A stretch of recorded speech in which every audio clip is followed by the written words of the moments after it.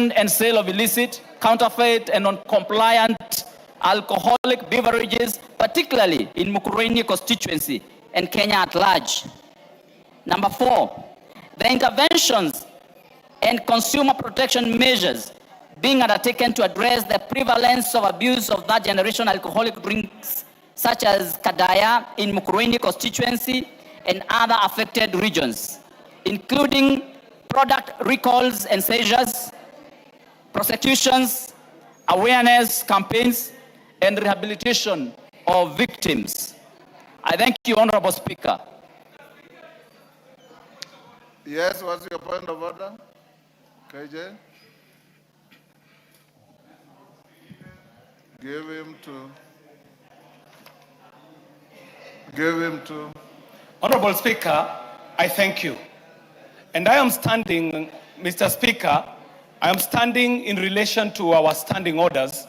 And I needed for you to pronounce yourself in the House on a matter that is very clearly on our standing orders that has to do with the prohibition of party symbols and party insignia in Parliament, Mr. Speaker. Knowing full well that if there was only one member showing up in a certain color in the House, then we would have taken it to be the member's wardrobe. However, we are seeing a gang of 13 members of Parliament, Mr. Speaker, who are donning party insignia on the floor of the House, Mr. Speaker. And I would not want to take it away from them because, Mr. Speaker, the young gentleman who has joined the House won convincingly in his constituency, and we would like to welcome him to Bunge and let him know that there are standing orders that guide how the members ought to present themselves in the House. And 13 members of Parliament are a minority, are a sure minority in this House. That there is nothing they would come to tell people who are standing in their numbers, in their majority, Mr. Speaker. You ought to look at yourselves and see that there is only 13 of you up against hundreds of members of Parliament, and you're totally out of order. I thank you, Mr. Speaker. Order, Honorable KJ. Order, Kimilu. Order. I have yet. Hello. Order. Members, take your seats. Kawanjiku.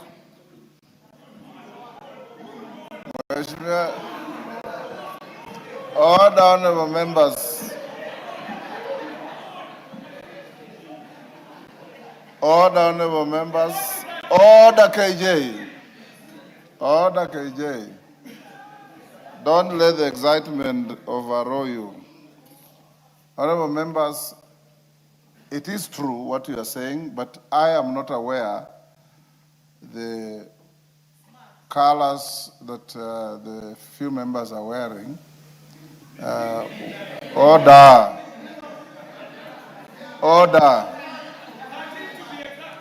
Order, members.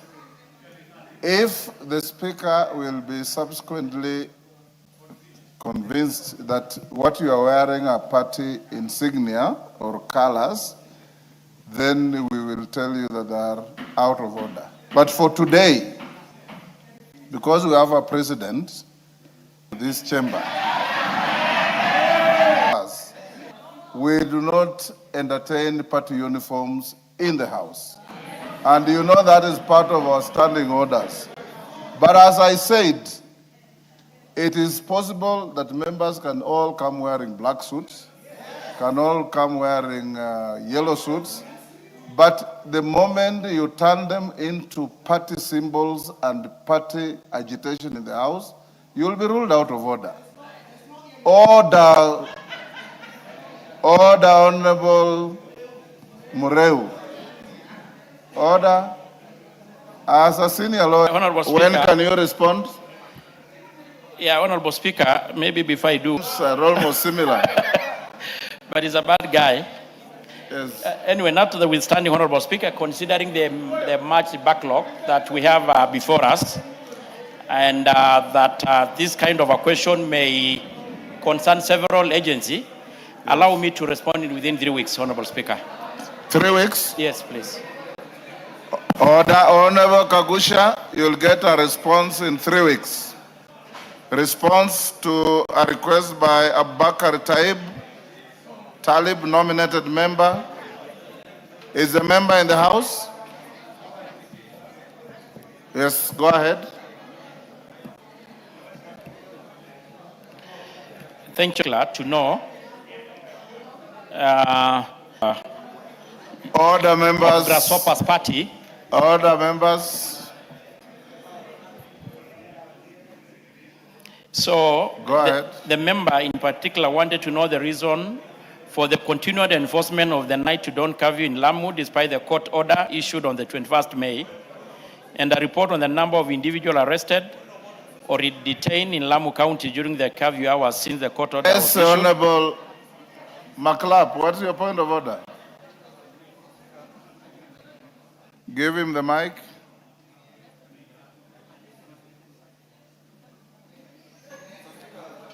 Give the mic to Honorable McLeod. There you are, next to you. Thank you, Mr. What is Speaker. out of order? Mr. Speaker, protect her so that we can hear this very important information from the same members who condemn themselves from this side, and in some few minutes they converge together, Mr. Speaker. Protect her so that we can hear this very important information, Mr. Speaker. Go on, go. Tongoyo. Go on. Go on. Go on. So I will pick from where I left, Honorable Speaker.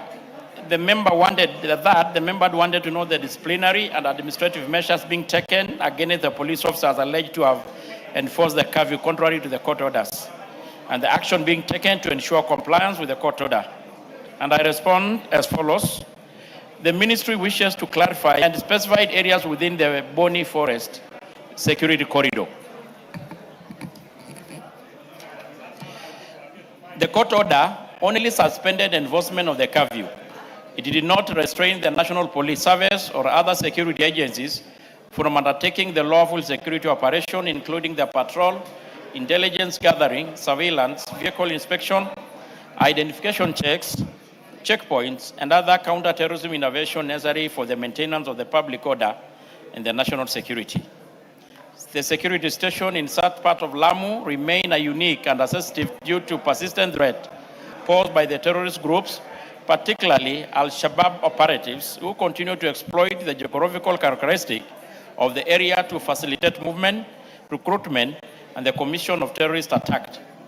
Consequently, security agencies have continued to implement intelligence-led and targeted security operations aimed at preventing terrorist activities, disrupting criminal networks, and safeguarding residents, visitors, and critical national infrastructure.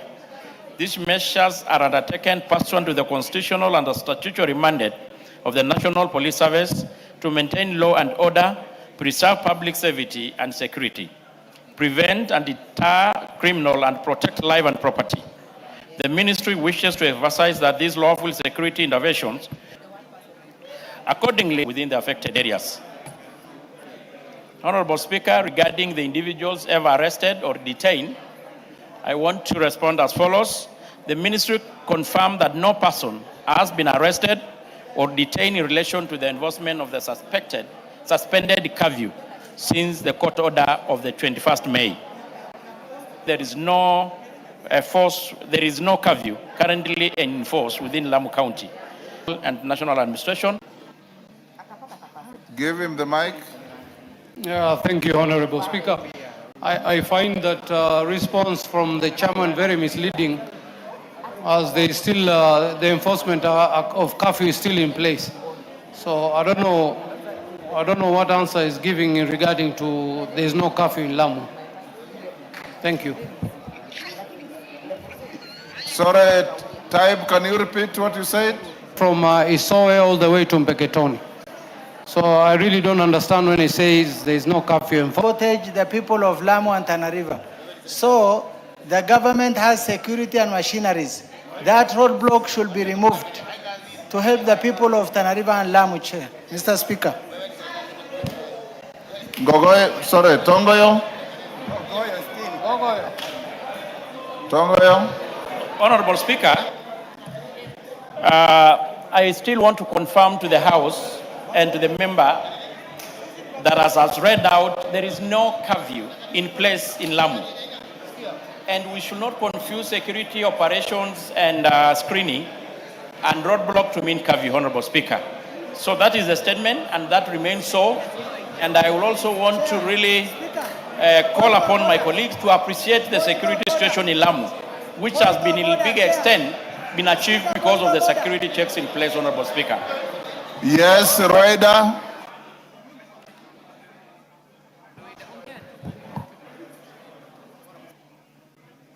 Order, members, can you disband this multiple Yule mzungu alipochukuliwa kabla hata ni 2013, sisi Lamu tumekuwa hatuna raha, tunafungiwa watu. Chairman anasema hakuna curfew, lakini barabara ya Bargoni mpaka Kiunga haipitiki, mpaka upitishwe na jeshi. Huwezi pita mwenyewe hivi hivi. Watu wa Kiunga kuja Mokoe wanatumia boti, na usiku mimi napita hiyo barabara. Nikizungumza hapa mimi naipitia hiyo barabara. Kukiwa na shida hapa, pengine niko eneo bunge langu na natakikana asubuhi, Lamu imefungwa, hakuna airport, huwezi toka by air, huwezi toka by road, haina zile zinaitwa runway light. Hata kukiwa na emergency, mtu akipata, kama kuna incident ilitokea, Bwana Speaker, kuna msichana alianguka kule, alikwenda matembezi. Mtu akipata, kama kuna incident ilitokea, Bwana Speaker, njia ya barabara huwezi pita. Wakisema hakuna curfew nini, mimi mwenyewe kama mbunge paka nipigie simu kama kuna emergency nipewe escort nitoke. Kwa hivyo curfew iko na ni muhimu itolewe. Security is paramount, lakini mmetufungia kwa muda mrefu. Tunaomba jamani, mfungue wale security wanaweza fata. Msekani mkatufungia hivyo tu, kwani sisi binadamu? Asante. Point made. As Chairman, Honorable Ngogoyo. Honorable Speaker, I think I've really exhausted what I had to say. Just hold on. Member for Garsen, what is the problem? Thank you, Mr. Speaker. I think this is the House of Information. The Chair for Security has no information on that road. Mr. Speaker, direct the Committee of Security, plus members affected to visit the area. He has no information, total blackout.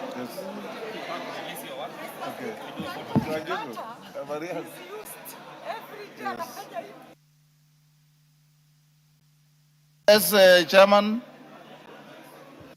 Speaker, I want again to confirm to this House that we don't have active curfew in Lamu. And I personally went with Captain Rueda, and I'm sure she can attest to this. We were in Lamu. There is no curfew, and let's not confuse roadblocks screening with the curfew, Honorable Speaker. And I think the Honorable member who raised this question is already on record before having raised the issue of roadblocks. And we should not confuse roadblocks and curfews. Nevertheless, Honorable Speaker, let me finish, Honorable Speaker. Protect me. Hold on, time. He's Honorable responding Speaker. to your own statement, so don't disturb. Honorable Speaker, Yes. the Honorable member was already on record having raised issues on roadblock. You know it was not responded because the minister was supposed to appear before the committee. And Honorable Speaker, I will suggest, I need your guidance. If the members are not satisfied, we have already slotted again the CS to appear before the committee to respond to a number of questions that were not responded to. The Honorable Member Talib is at liberty again to appear and able to make his case before the CS. Thank you. Yes, Taib. Thank you, Honorable Speaker. The issue of roadblocks in regards to Lamu is totally different from the other issues that I raised about the roadblocks across the country. The curfew is enforced by those roadblocks. Thank you. Yes, Roida. You are all engaged in a battle of semantics. He is saying there are roadblocks but no curfew. You are saying there's a curfew, and you know in law, to have a curfew, it must be gazetted. So challenge him by showing him the gazette notice of the curfew. Okay, ndio mimi nataka kuuliza kama hakuna curfew kuna nini? Manake sisi paka sasa mimi mwenyewe nikienda nakatazwa kupita. Naambiwa sasa kama si curfew ni nini iko hapo? After saa 12 huwezi pita kutoka Mokoe kwenda Gamba hufiki, wanakukataza. Kuna special force wamekaa barabarani hapo, ukipita gari unaregeshwa, unaambiwa kuna curfew. Kama si curfew basi ni nini? Atueleze what is there? Au ni shida gani? Kuna shida gani mpaka turegeshwe kwa miaka mingi, zaidi miaka 15? Speaker, ni wapi hapa mlipata curfew tu? Mungu akatupa ile curfew ya COVID, watu walilalamika. Sisi miaka 15 sisi tuko kwa curfew tu. Yes, Chairman. This is a house of record, and we need to be honest to ourselves. The Honorable Rweda, I personally visited Lamu with her, and we managed to transfer almost the entire of Lamu. And Honorable Speaker, I think from the start we must appreciate the security situation in Lamu, and even by extension to this country. What is happening in Lamu are just mere security checks and screenings, which are good for this country, good for Lamu. And I think the Speaker had made it clear. Any curfew has to be enforced by gazette notice, which is not in place. The court order suspended it, and it remains suspended as so. And that is the position, Honorable Speaker. That is the official position. Right, we can't be flogging the same thing over and over. Not getting the solution. Speaker, Chair anasema alienda na mimi. Alienda mchana, ulienda na mimi usiku. Sasa mchana hakuna hizo restriction. Sasa acha kudanganya hapa, kutudanganya. Tulienda na yeye tukaenda paka Basuba, lakini mchana hakuna curfew. Order, Rweda. You are using unparliamentary language. Mwenyekiti hadanganyi, anatoa taarifa. Time. And I hope you are still not arguing on the difference between curfew and the roadblock. No, thank you. What I would request, I think, is better placed to get us the information from the ministry in regards to the gazette notice, because this was done over 15 years ago. Thank you. And in case there is a curfew, it must have a definite period when it is gazetted. So let's go to the next. Doris Donya, is she in the house? Before I invite you, allow me, honorable members, in the public gallery, we have Katumba Comprehensive School. Order, honorable members, take your seats. Order, CNN, take your seats.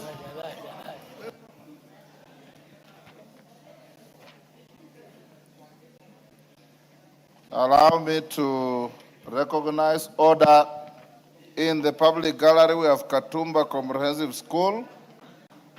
Order Omongina. You are out of order, Jerusalem. Take your seat.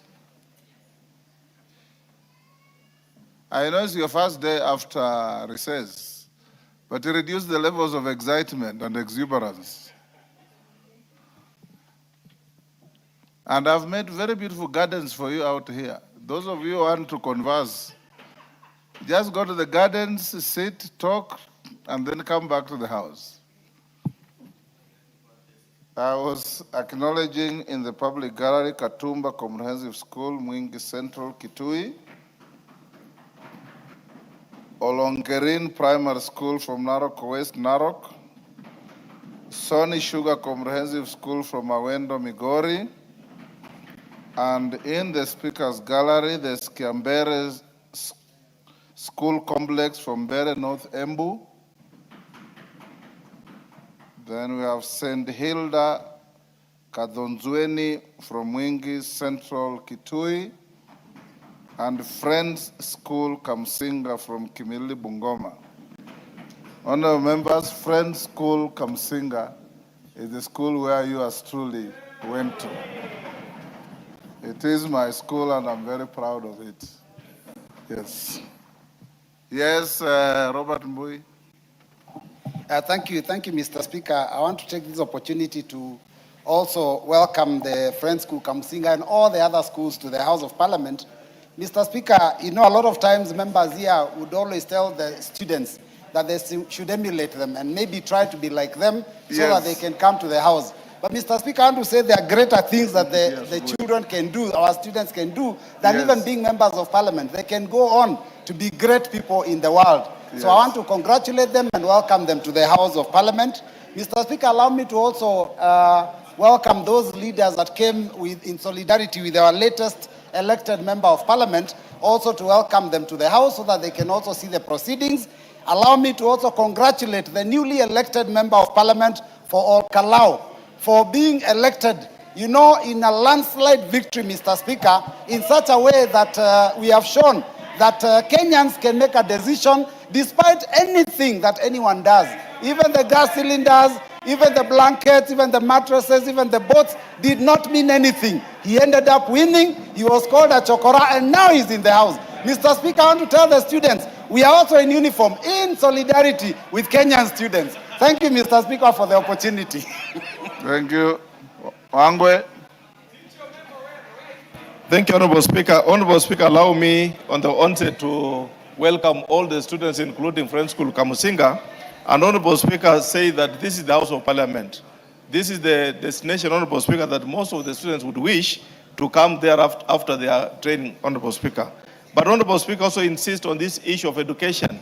The Honorable Speaker, let us focus. We are happy that most of the issues to do with higher education financing, discussion and conversations are going on.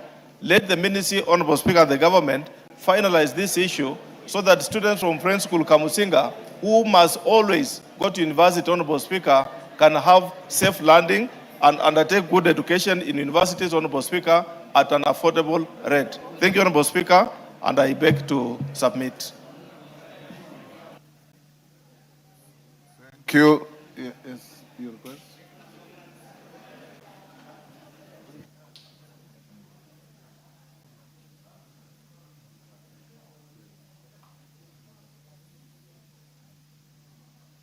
Honorable members, also in the Speaker's Gallery, allow me to introduce to you a delegation of 9 members of the Kenya Hemophilia Association, led by James Cargo.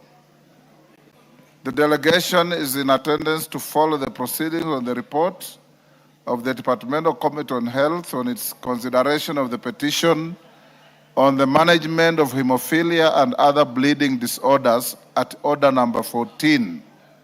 Honorable members, on my behalf and that of the Assembly, I welcome them to the House. Honorable members, you may recall, order, Sirma and your group. Order.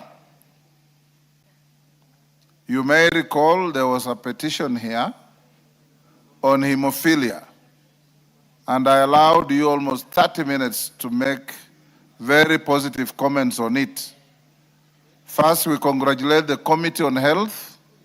They have finished looking at that petition and brought the report on record time.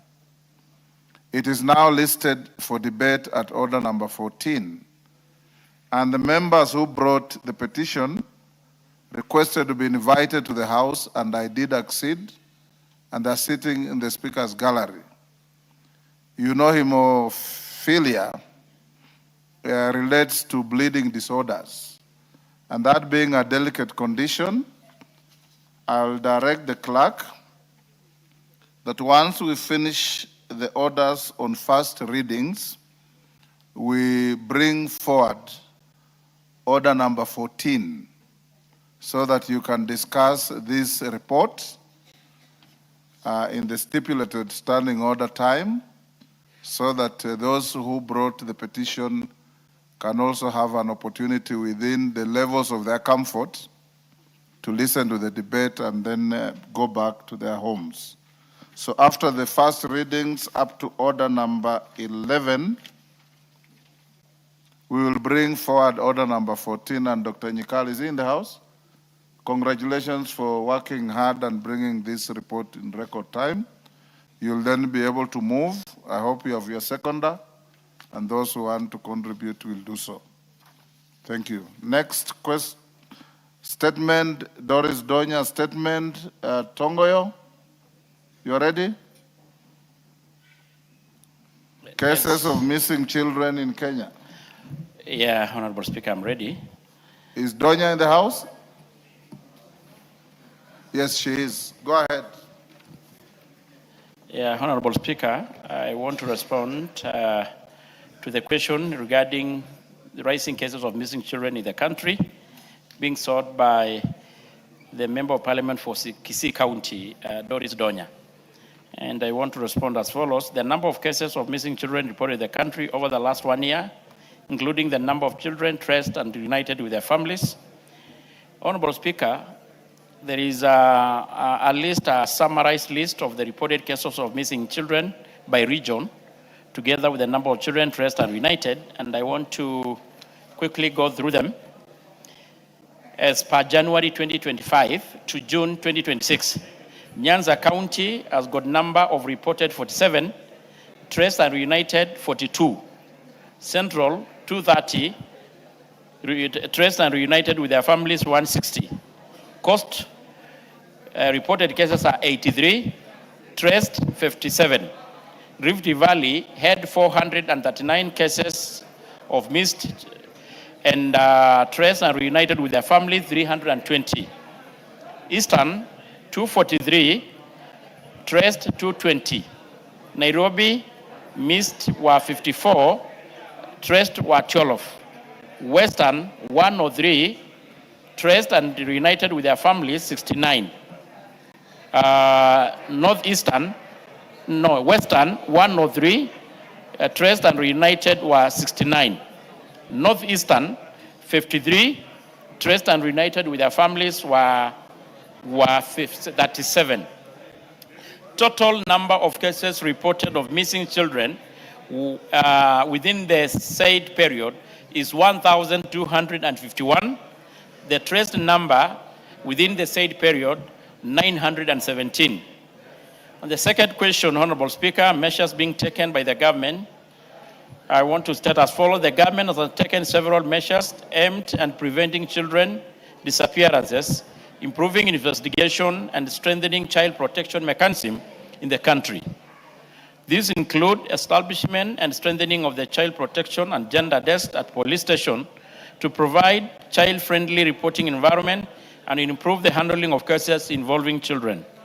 Enhancing surveillance and monitoring along identified trafficking routes, border points, and areas considered vulnerable to the children exploitation and trafficking activities.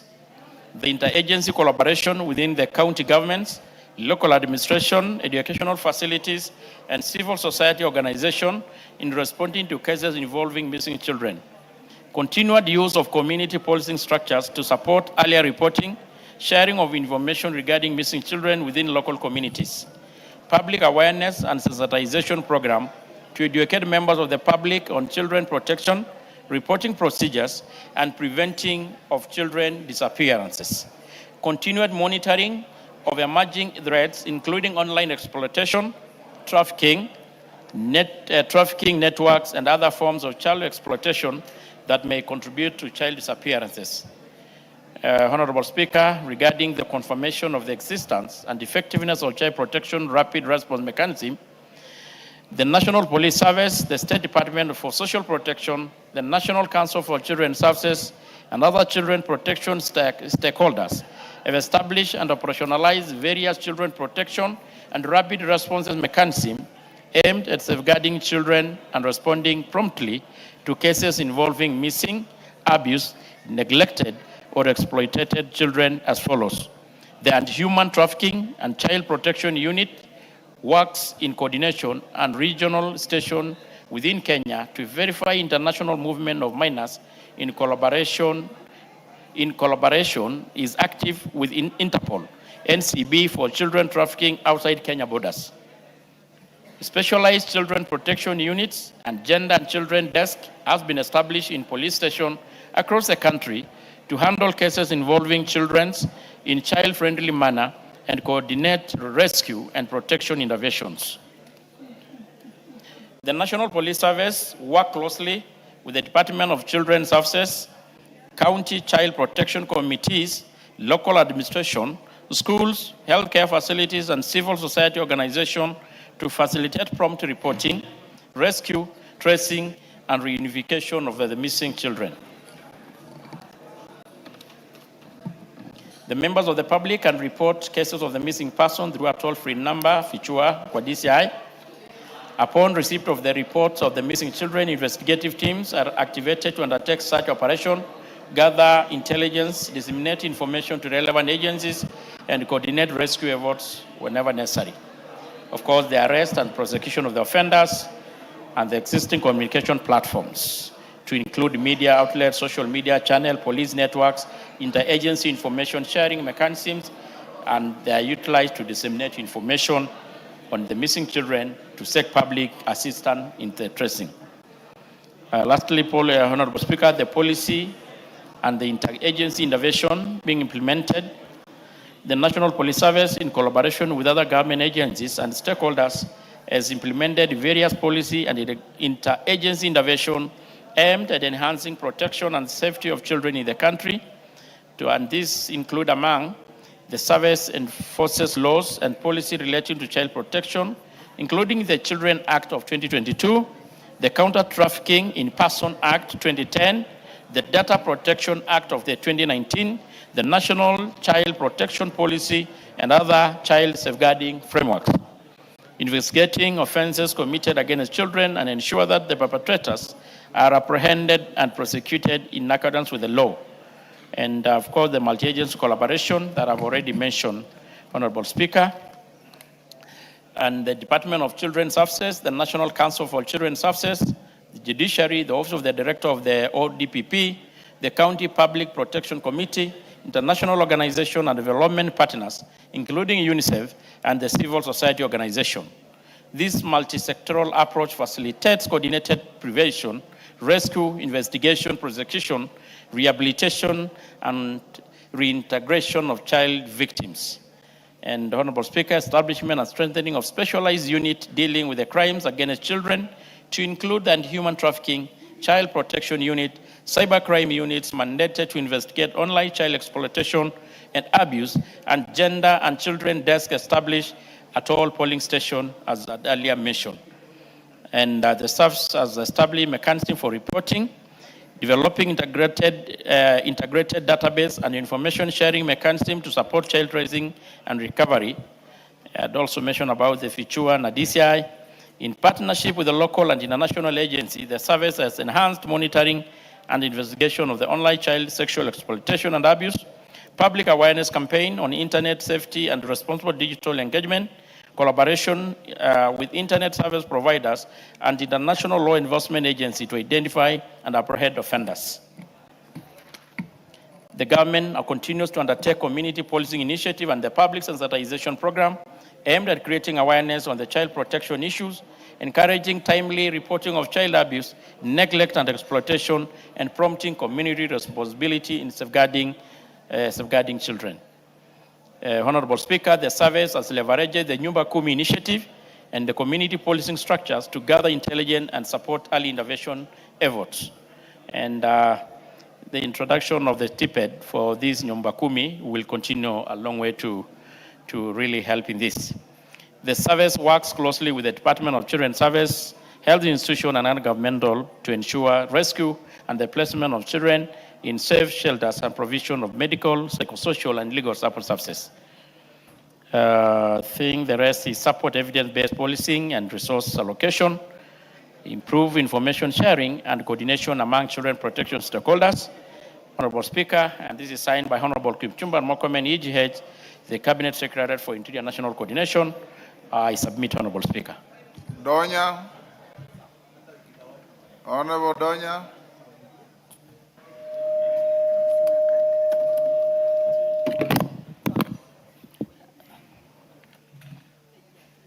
There is Thank you, Mr. Speaker. I had raised a concern on the missing children in Kenya. What the chair has given, he has actually stated the organizations which are in charge of the works which go around at the Department of the Police. He has not elaborated on what the organizations are doing. He has just named like 100 organizations. In my statement, I didn't ask for the organizations or those who are in charge.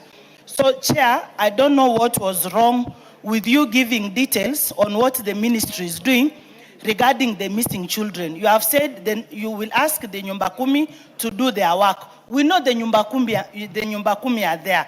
So you are just evading the responsibility as chair and the ministry in charge of this to take care of our children. Mr. Speaker, I didn't ask for the long list of the organizations. I just wanted to know the measures they are taking to ensure that our children have safety and their security is guaranteed. Thank you, Mr. Speaker.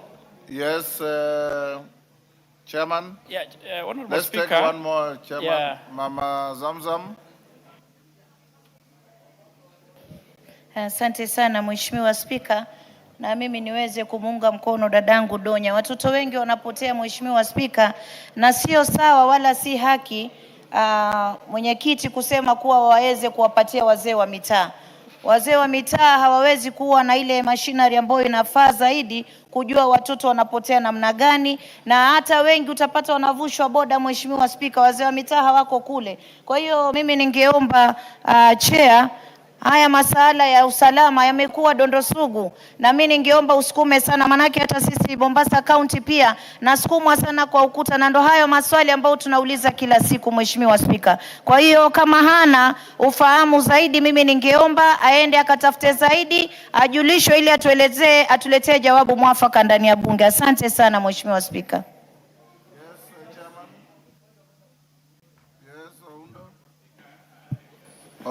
Speaker, also allow me to weigh in on this matter. And I, coming from the border point, the issue of disappearance of children is becoming an alarming issue. While we have done a lot of work with the local administration and the schools and everybody else, we still believe the national government should do much, much more to protect an innocent child. Many of the cases, Honorable Speaker, the children are lured on their way from school in the mornings or in the evening, or just over the weekends or over school holidays. So just want to urge the government to go out of its way to enhance public civic education and continuously remind parents it's their sole responsibility to take care of their children. Thank you, Honorable Speaker. Yes, Tongoyo. Thank you, Honorable Speaker. I respectfully also with the views of the members, but Honorable Speaker, referring to the statement, I think it was very clear. The first question is no dispute. It was enumerating the number of cases. I think that is, we have well done, and regrettably, they are quite alarming. On the second, Honorable Speaker, it was about the measures being taken to investigate, to curb the abductions. The other was in regards to confirmation of existence of effectiveness. Honorable Speaker, I think we tried to, the issue of protection of children involve both the government and non-government actors, to include the parents, NGOs, and even international actors. And that is, Honorable Speaker, the extent that the statement tried to go to explain the broader interventions to curb the vice. So, Honorable Speaker, I'm also really disturbed by the numbers, but the issue of enumerating the players is part of what the question sought to address. Next is Honorable Mwango in the House. Yes, Chair Transport. Are you ready with the response? Yes, I am. Go ahead. Thank you, Honorable Speaker. Honorable Speaker, on Thursday, 2nd July 2026, the member for Starehe constituency, the Honorable Amos Mwago, requested for a statement from the chairperson of the Departmental Committee on Transport and Infrastructure regarding the implementation of the instant fines system. The Honorable Mwago in the statement indicated concerns regarding the operationalization of the instant fine system, including the adequacy of road signage, public sensitization, system safeguards, and plans for nationwide coverage. Honorable Speaker, the Honorable Mwago therefore sought to, among other things, establish evidence that clear and visible speed limits and other traffic signages have been placed and motorists adequately sensitized on the operationalization of the system, and B, plans to ensure other road sections across the country are covered under the automated instant fine system, and C, system safeguards put in place to guarantee the accuracy and integrity of the instant fine system. Honorable Speaker, the committee received a written response from the Ministry of Roads and Transport, which I now wish to make. One, regarding evidence that clear and visible speed limits and other traffic signages have been placed and motorists adequately sensitized on the operationalization of the system, the ministry submitted that the road sections where speed cameras are currently being deployed are fitted with the requisite statutory speed limit signs. The ministry acknowledges that the availability and condition of traffic signs across parts of the national road network remain inadequate, and some signs have been vandalized, damaged, obscured, or removed over time. To address this, NTSA is engaging with Kenha, Kera, Kura, and other relevant road authorities to progressively install additional speed limit signs and advanced warning signage informing motorists that their speed is being monitored. Further, NTSA, through the Department of Road Safety Audit, is undertaking joint road safety audits and corridor assessments with the relevant road authorities to identify locations requiring additional or replacement traffic signs. Regarding plans to ensure other road sections across the country are covered under the automated instant fine systems, the ministry submitted that the National Road Safety Action Plan provides for a phased implementation strategy based on risk assessment rather than nationwide deployment at inception. The implementation program includes identification of high-risk corridors and urban areas using crash statistics and other safety data, progressive deployment of automatic speed enforcement demonstration projects or designated high-risk road sections, expansion of automated enforcement and compliance systems to additional road corridor based on operational experience and road safety priorities. Capacity building for enforcement and agencies to ensure standardized and technology-driven enforcement and continuous integration of enforcement systems with the road safety databases and monitoring systems to support evidence-based expansion of the program. And Honorable Speaker, regarding system safeguards put in place to guarantee the accuracy and integrity of instant fine systems, the ministry submitted that NTSA has established comprehensive legal, operational, and technological safeguards, including standardized operational procedures governing detection of offenses, verification of offender identity, issuance of notifications, electronic payments, handling of disputed offenses, data management, monitoring and reporting, technology-based evidence using certified speed detection devices, mobile surveillance systems, and approved digital enforcement platforms. Verification before notification to confirm driver or registered owner identity, right to fair administrative action, affording motorists an opportunity to admit liability and settle the prescribed administrative penalty, or dispute the notification through the legally established adjudication process, cashless payments processed electronically through designated government payment platforms, anti-corruption controls including prohibition of cash handling, digital recording of all enforcement actions, regular audits, monitoring of enforcement activities, established complaints mechanisms, and continuous system oversight, and continuous monitoring and performance evaluation through the governance framework established under the National Road Safety Action Plan, including quarterly performance reviews, annual reporting, key performance indicators, and continuous evaluation of enforcement. And lastly, Honorable Speaker, the ministry further submitted that the implementation of the instant fines system is contingent upon the decriminalization of minor traffic offenses currently provided for under Section 117 of the Traffic Act.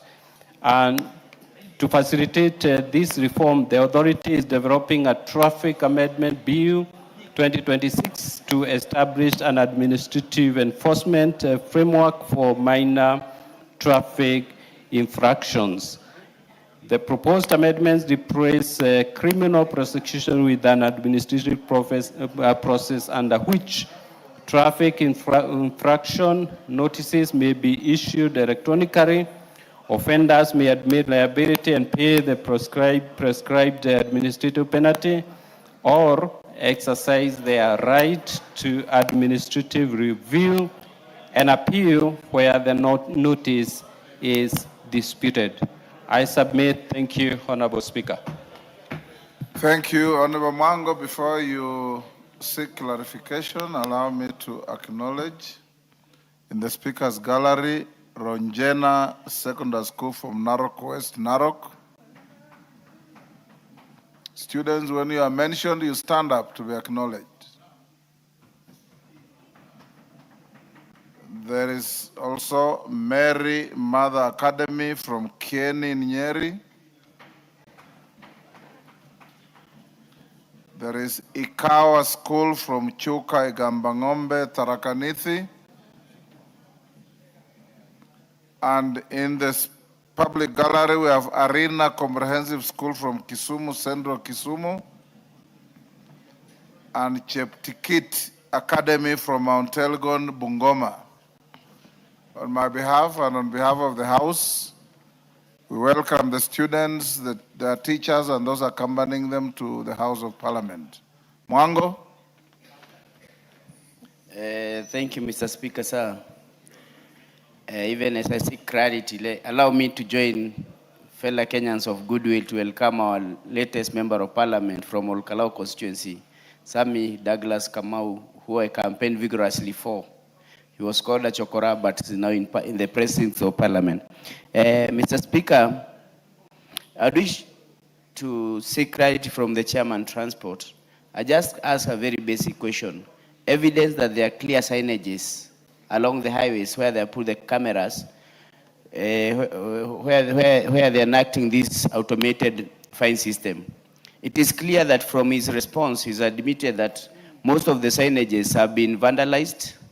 Others are not clearly visible. Others are not there. My question was very simple. How do you have cameras in a place where there are no signages? It is very unfair to find a person where there are no signages, but the cameras are operating. And the other question was, how are they sensitizing the people or motorists about this new system? I did not get an answer to that. I just had a very long story, a very ambiguous story around the whole thing. without coming out clearly. What are the measures put in place to sensitize many motorists? And what are they going to, how are they going to address the issue of the signages? Where there are no signages, how do you find a person where there are no signages? On the other issue of the integrity of the system, you can see there's a very big disparity in matters how these fines are, maybe these are applied. For example, you'll see a motorist fined 500, another one is fined over 10,000, another 3,000. It is not standardized as it claims to, as it claims. So I'm not satisfied with this answer. Thank you. Let's take one more. Kimani of Molo.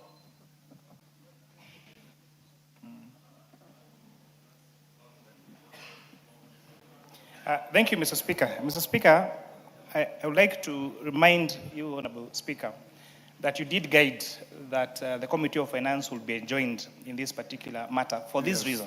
Yes. That I raised the floor of this House. The punishment that should be done, the offense is not committed by the owner of the vehicle. It is committed by the driver. And I give a scenario. Take, for example, all the secured loans by banks, for example.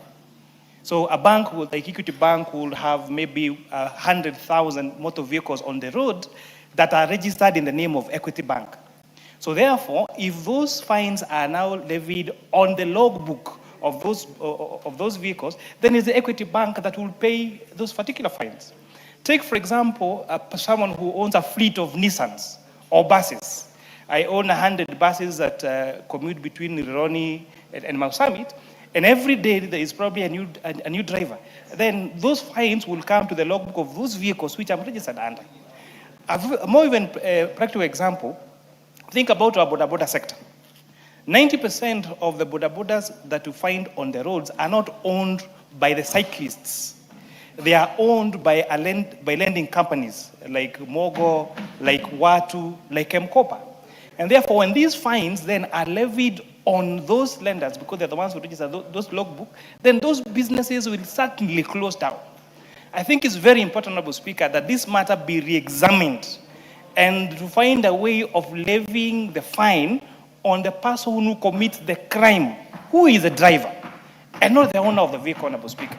Otherwise, Honorable Speaker, the vehicle that you have, that you use in the village, that is someone who carries maybe your mother or your father from one place to the other, they keep committing fines and you keep seeing fines of 10,000 shillings every day on your phone. In a month, it's 300,000 shillings. It is not, it is not durable, Honorable You made Speaker. your point. Yes, Robert Boy.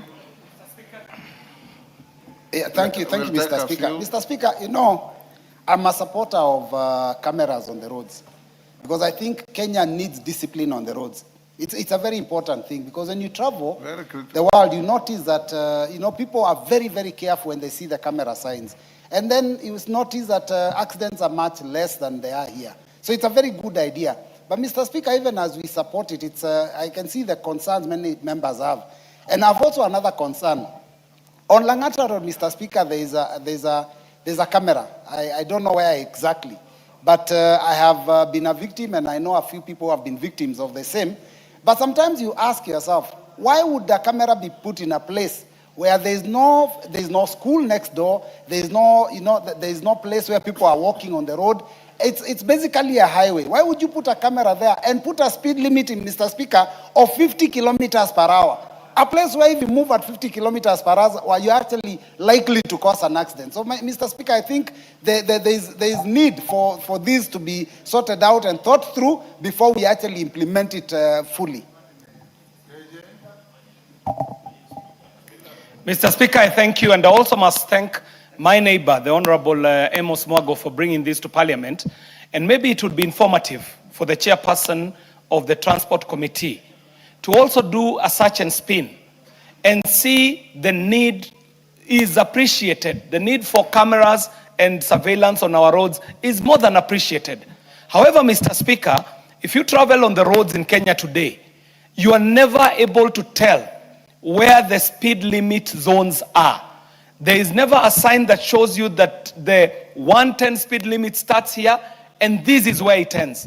Secondly, Mr. Speaker, there is technology available that can be utilized by NTSA to ensure that when a charge is made, it is not occasioned on the owner of the vehicle. It is actually a charge that is put on the driver who was driving at the moment when the offense was done. So, Mr. Speaker, I do believe there is space for the Transport Committee to go back and examine the matter that Honorable Mwago brought to us and find how the technology will also work with the real life situation